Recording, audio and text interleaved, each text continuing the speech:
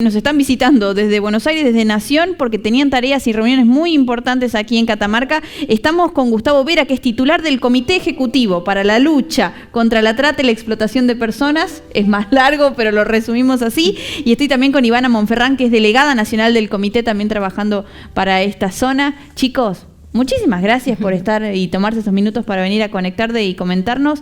Muchísimo trabajo, me imagino, Gustavo, Ivana, así que en principio estuvieron reunidos aquí en Catamarca y preguntarte, bueno, los motivos de esa visita. Sí, bueno, gracias por invitarnos. Ivana es recientemente nuestra delegada designada en la provincia de Catamarca. El Comité Ejecutivo tiene un delegado o delegada por provincia. Además es una dirección operativa que depende de Jefatura de Gabinete, que le integran 5 ministerios: Ministerio de Trabajo, de Seguridad, el Ministerio de Justicia, el Ministerio de Desarrollo Social y el Ministerio de Mujeres, Género y Diversidad. Es un organismo que por ley tiene que elaborar un plan bienal. Exactamente. En ese plan bienal se asocia con 44 organismos de los 3 poderes del Estado. Se desarrollaron 100 acciones, digamos, se planificaron 100 acciones que tienen que ver con la prevención, con la persecución, con la asistencia y con el fortalecimiento institucional, y esto fue refrendado por el Consejo Federal el 28 de diciembre pasado, del cual participan todas las provincias de la República Argentina. Esto a modo formal. En realidad el plan bienal persigue 3 objetivos claros, 3 desafíos, digamos, a superar. Uno tiene que ver con garantizar una verdadera restitución de derechos a las víctimas para que puedan reconstruir un horizonte de vida. Fundamental. El Estado argentino ha sido muy eficaz para rescatar víctimas y muy ineficaz para garantizarle restitución de derechos. El 80% de las víctimas rescatadas no accedieron a una clara restitución que garantizara vivienda, trabajo, acompañamiento terapéutico. Y eso las revictimiza de nuevo. Exactamente.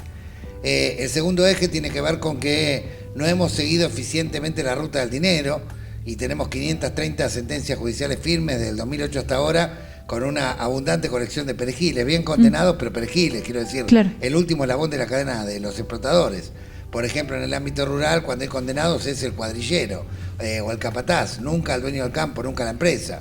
En el ámbito del textil tenés condenado al tallerista, nunca la marca que se beneficiaba económicamente del delito, y en el ámbito sexual tenés condenado a él o la proxeneta y no a la red que lava el dinero o se beneficia económicamente del delito.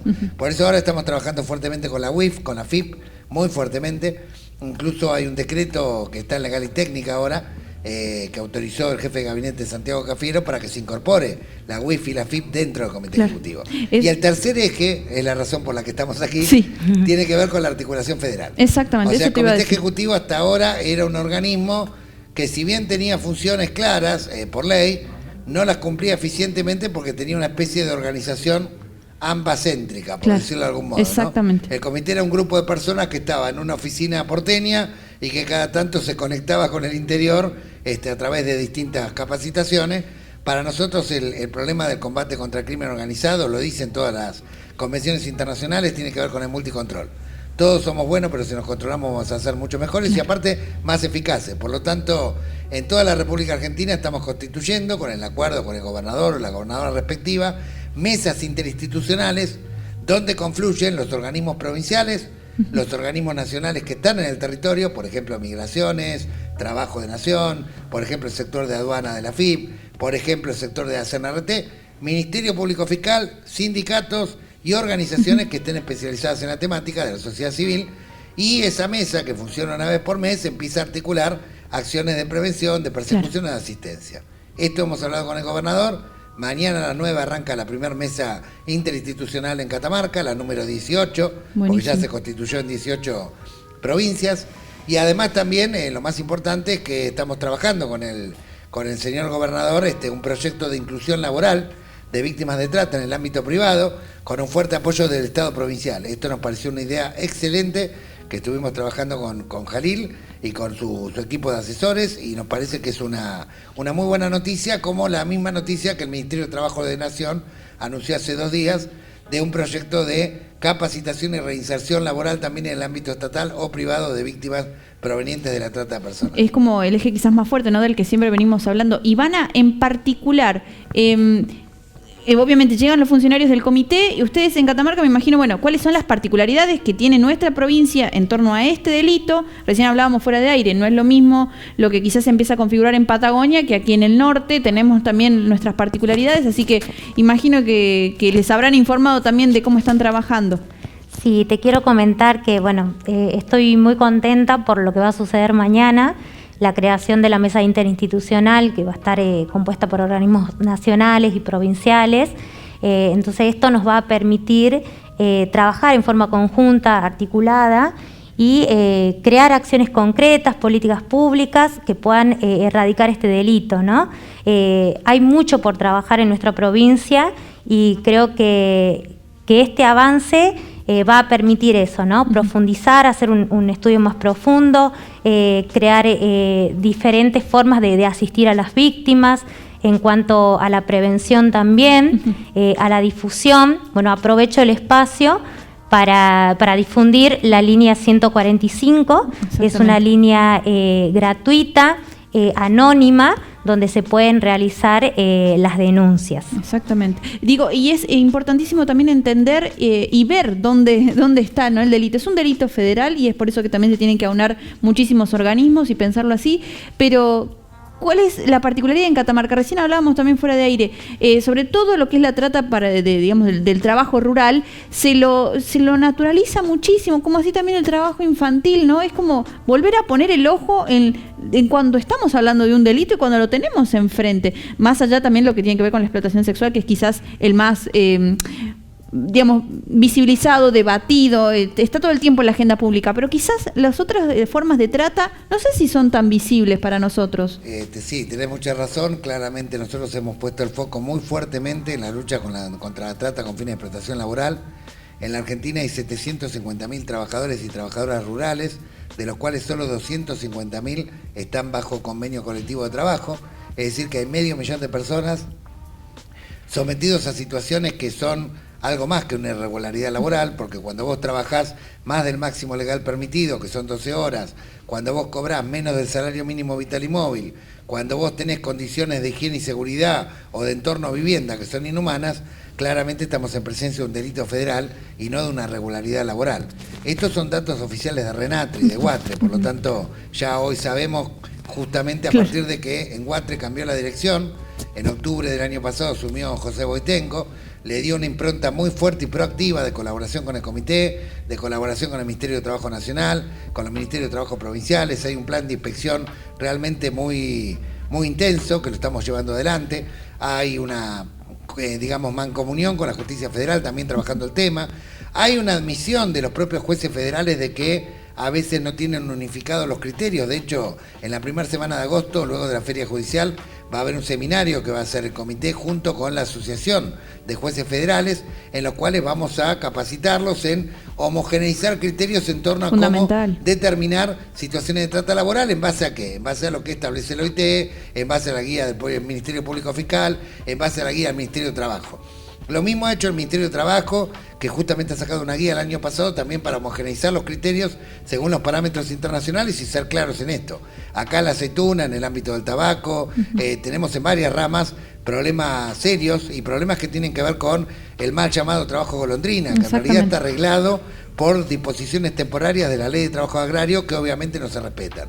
¿Por qué no se respetan? Porque hubo muchos años de política deliberada de zona liberada. ¿Sí? Se disolvió el Ministerio de Trabajo en el gobierno anterior, o recordarás, de Macri, se lo convirtió en una secretaría, con lo cual los nexos federales quedaron destruidos. Se disolvió el Renatea, que era un organismo inspectivo muy importante para detectar tempranamente situaciones de explotación laboral, y lamentablemente en aquellos años Guatre y Renatre no tuvieron un papel a la altura de las circunstancias y estaban de alguna manera demasiado cercanos a una política gubernamental que era genuflexa con respecto a las grandes empresas agropecuarias. Estamos encontrando situaciones de trata en importantísimas exportadoras, importantísimas firmas que no tienen ninguna explicación ni sociológica para justificar ese nivel de explotación, y por supuesto que hay una decisión muy fuerte del gobierno nacional, de los gobiernos provinciales, de los sindicatos para tratar de hacer cesar esta situación, tratar de que se le pague lo que corresponde. Ese es un aspecto.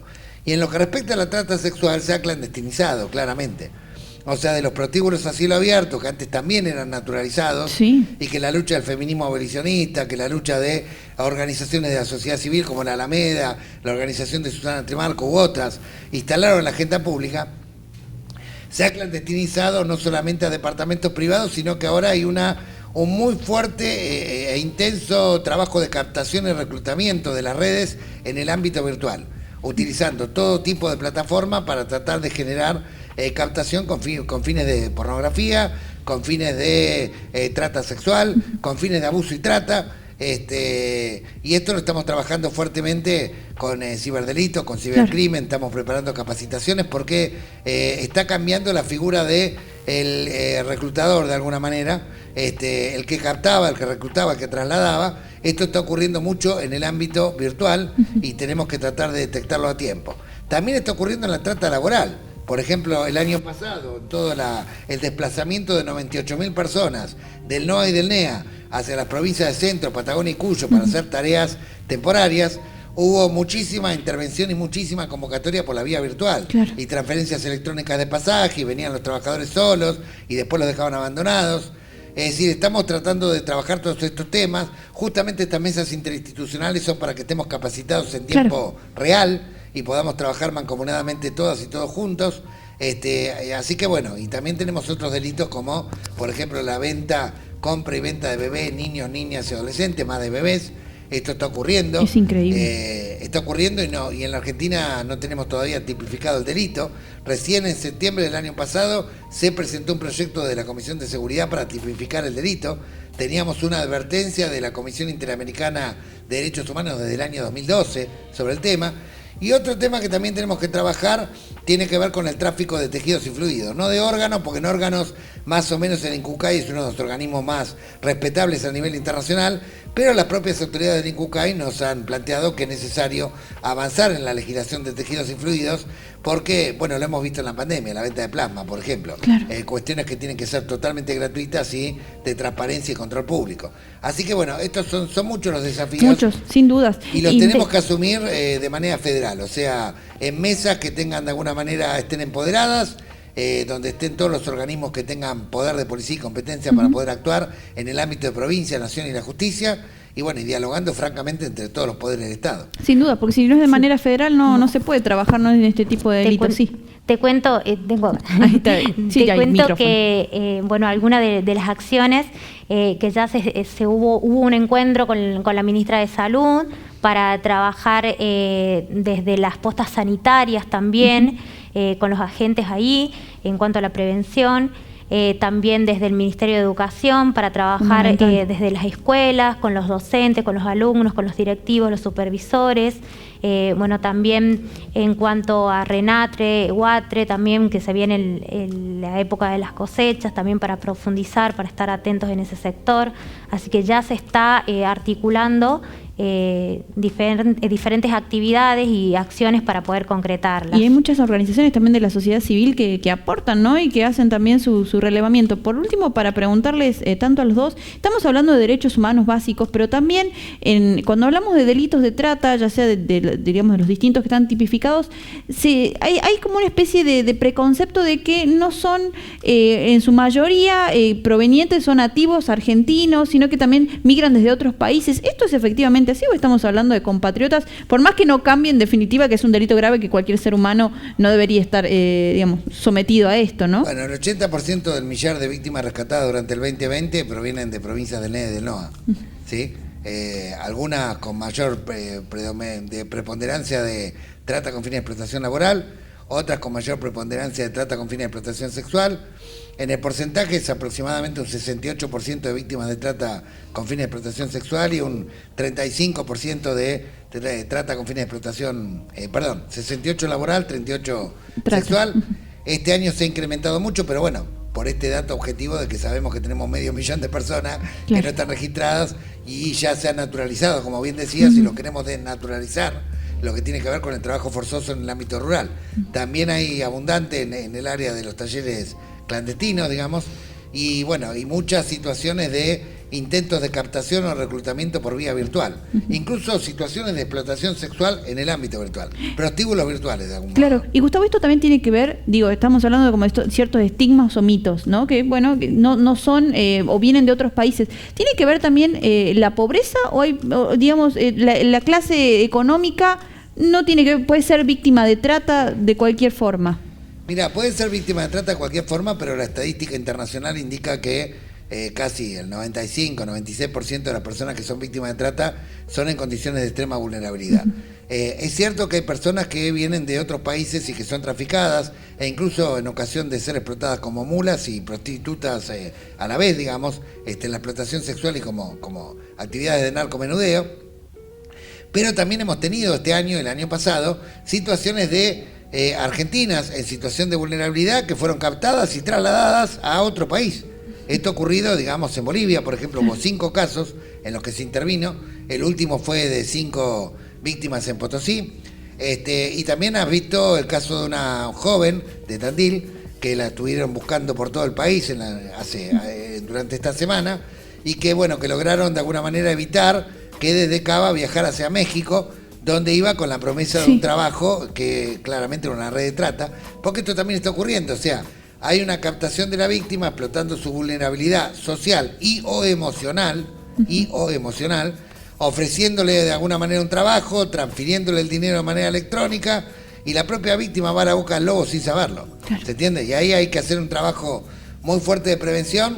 La articulación federal ha permitido, por ejemplo, que entre provincias se evitaran situaciones de trata, tanto sexual como laboral. Hay un papel muy importante que está jugando la CNRT, concretamente en el ámbito del transporte. Muy importante también el papel de migraciones. Y obviamente también estamos tratando de generar acuerdos de cooperación con los países hermanos con los que tenemos más problemas, ¿no? En el caso de Bolivia, hemos hablado con el embajador Basteiro para reunir a los organismos competentes en Bolivia para poder trabajar un acuerdo de cooperación. En el caso de la frontera seca que tenés en Formosa, más de 800 kilómetros, bueno, en la frontera norte de Orán, ahí hay problemas muy serios, y también en Misiones, ¿no? Obviamente. Y obviamente también en Río Grande, en el extremo sur, digamos, de nuestro país, donde también hay muchas ciudadanas de origen dominicano que son explotadas, digamos, en el ámbito sexual o a veces en el narcomenudeo. Todo esto lo estamos trabajando muy intensamente, pero es imposible trabajarlo si no hay un delegado o delegada de la provincia en el territorio, en el marco de una mesa interinstitucional, en el marco de la cooperación con los municipios y en el marco del trabajo mancomunado con organizaciones de sociedad civil y sindicatos. ¿Mañana se van a reunir? Sí, mañana nos vamos a reunir. También te quería comentar que se va a trabajar fuertemente con la Universidad Nacional, porque bueno, sabemos que vienen muchísimos jóvenes del interior. Exactamente. Entonces hay que trabajar en cuanto a la información, la prevención. Sabemos que muchos jóvenes vienen en situaciones con la mochilita y a buscar un futuro, una carrera. Entonces hay que concientizarlos, visibilizar estas temáticas para que ellos puedan estar alertos a estas cuestiones, ¿no? Totalmente. Ivana Monferrán, Gustavo Vera, muchísimas gracias por haber tenido estos minutitos para charlar con nosotros, es muy importante, así que vamos a seguir de cerca todas las acciones, de verdad. Muchísimas gracias. Muchísimas gracias.